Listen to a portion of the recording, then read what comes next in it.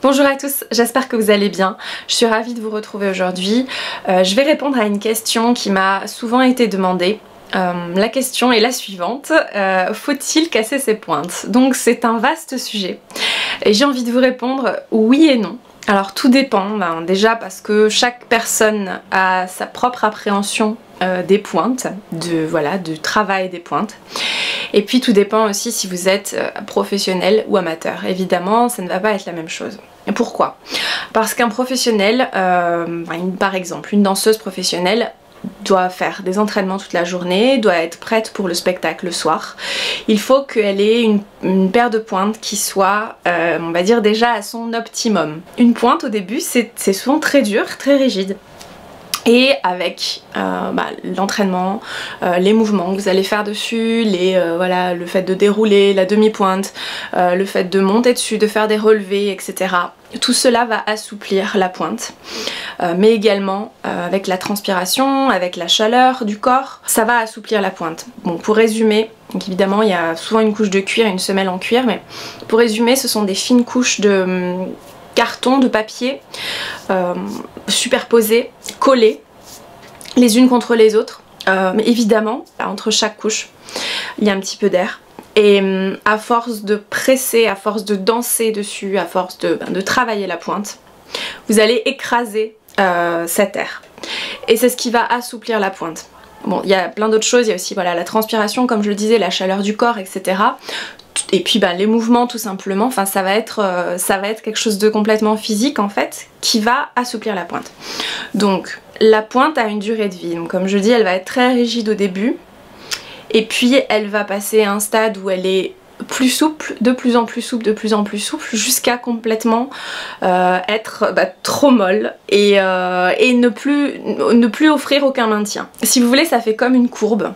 Par rapport au temps, vous avez, je vais vous le faire dans votre sens, vous avez la pointe qui est très dure au début, puis en fait elle va s'assouplir et elle va être très agréable, et puis là ça va être le top, vous allez avoir une pointe qui vous maintient et qui en même temps garde une certaine souplesse pour bouger, et ensuite ça peut arriver très vite, le basculement où vous allez avoir votre pointe qui va être complètement molle et ne plus vous offrir aucun maintien. Ça va être, moi je dis c'est comme du chewing-gum mou quoi, un marshmallow, je sais pas comment on peut dire ça.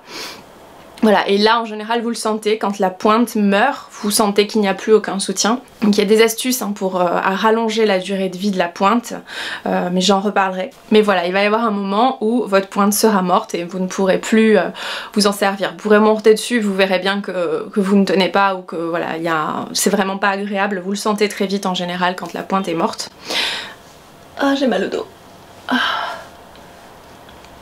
Donc ça c'est dans le cas où vous ne cassez pas votre pointe.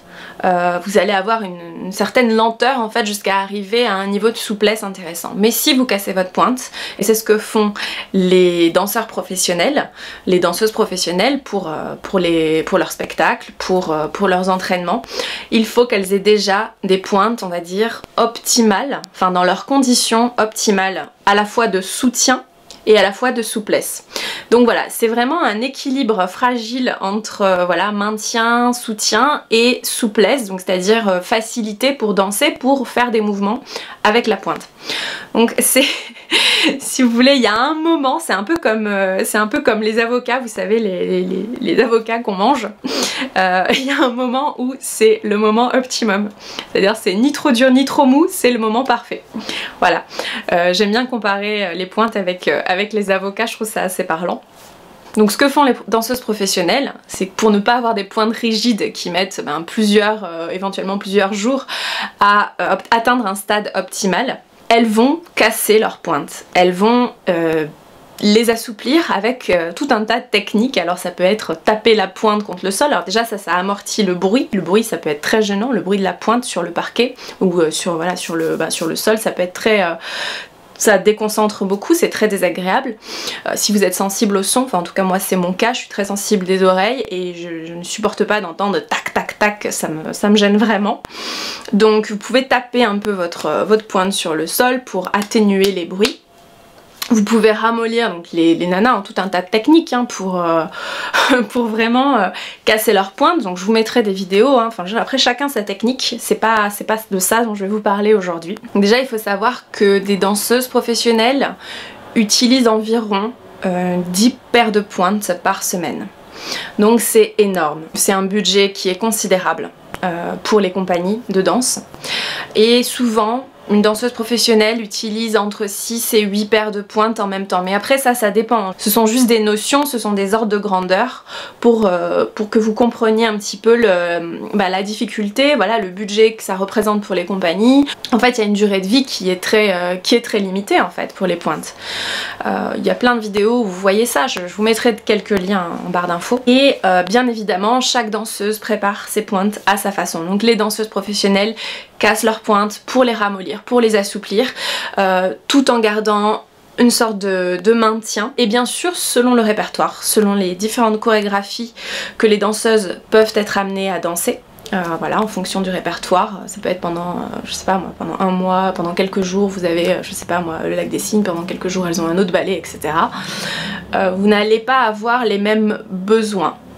C'est-à-dire que si vous avez un ballet où il y a énormément de sauts, il va falloir avoir une pointe qui est assez souple, une pointe qui permette de mieux bouger, de mieux dérouler. En fait, je vais essayer de vous trouver mes pointes là. Voilà.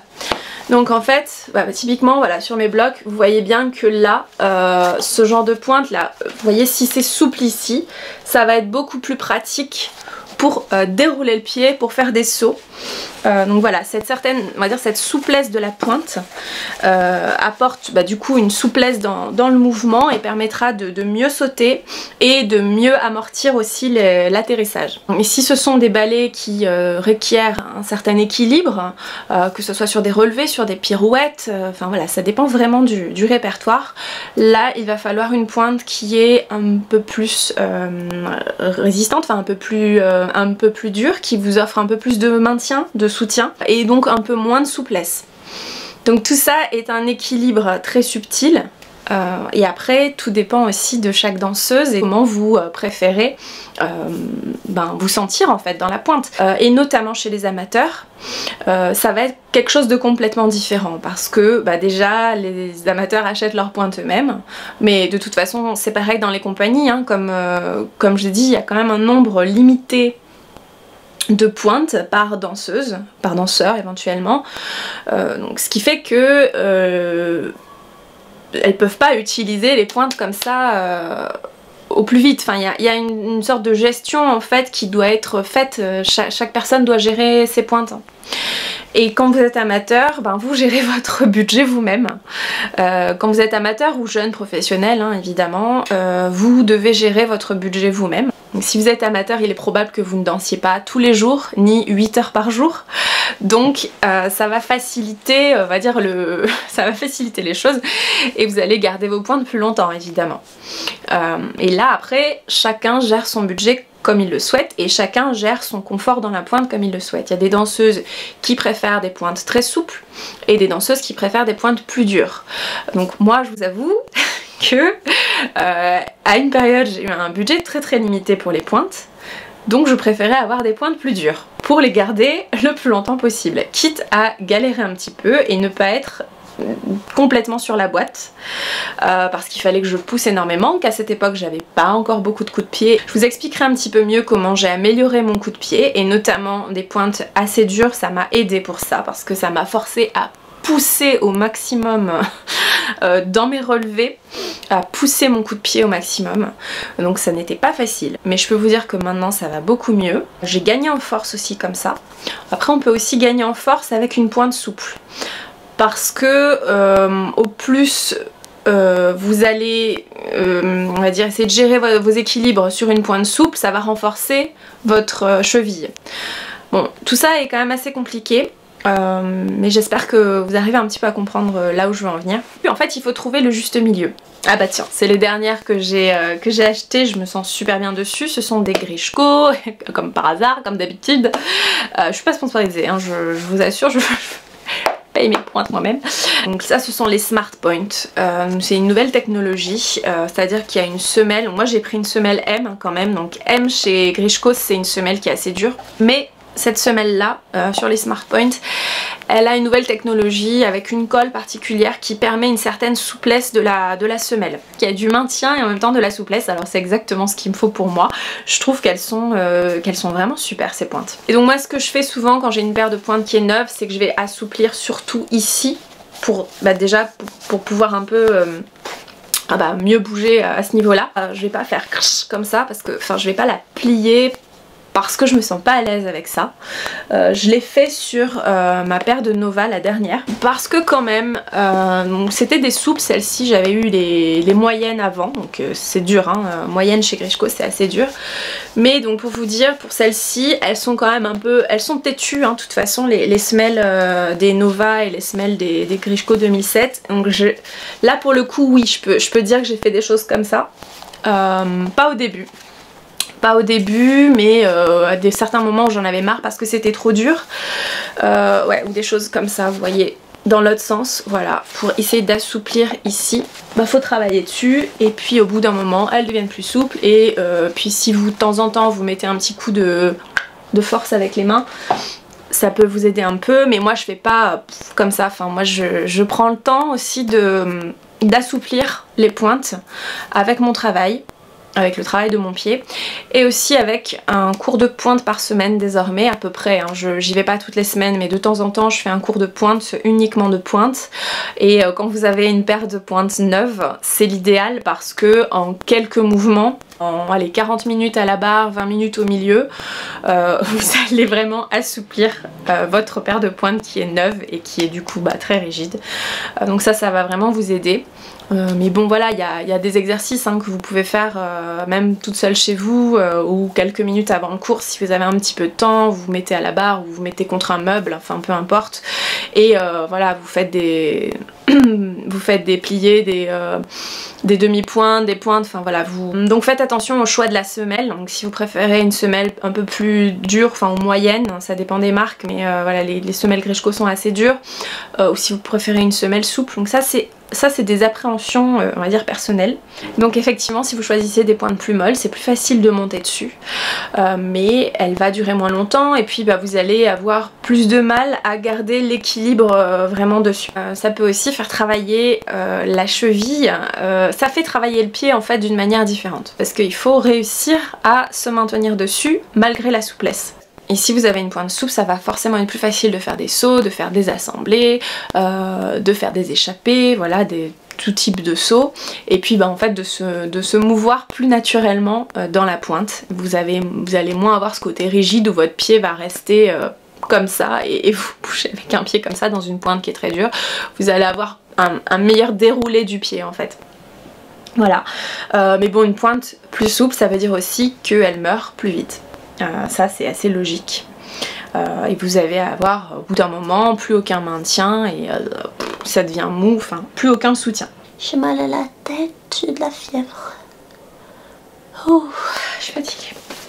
Un conseil que je peux vous donner, donc comme les pros, vous pouvez alterner plusieurs paires de pointes en même temps. C'est pas mal, et puis vous pouvez alterner des pointes plus dures et des pointes plus souples.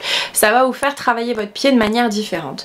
Et du coup vous allez à la fois travailler votre coup de pied avec une pointe un peu plus dure, vous allez devoir plus pousser pour être sur la boîte, et d'autre part si vous avez en alternance une paire de pointes un peu plus souple, vous allez pouvoir travailler du coup la force de votre cheville, la force de votre pied. Ça ne va plus être autant la pointe qui va vous maintenir. Ça sera plus difficile en fait de tenir dessus, mais en même temps vous serez un peu plus sur la boîte et donc vous allez trouver un autre maintien en fait.